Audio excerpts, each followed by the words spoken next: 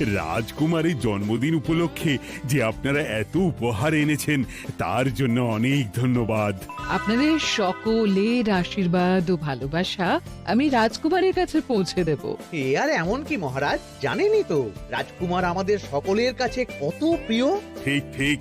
কিন্তু আমি অবাক হচ্ছি আপনার প্রিয় গোপাল জন্মদিন ভুলে গেছে দেখে। এখনো পর্যন্ত তার কোনো পাত্তাই নেই। হ্যাঁ তাই তো, গোপাল আসেনি কেন? এসে গেছি মহারাজ। তা বলি, এসে তো উদ্ধার করে দিয়েছো। আজ রাজকুমারের জন্মদিন, সে কথা কি মাথায় আছে? ক্ষমা করবেন মহারাজ, আসলে ওই রাজকুমারের উপহার আর গিন্নির আবদার এসবের জন্যই আমার দেরি হয়ে গেল আর কি।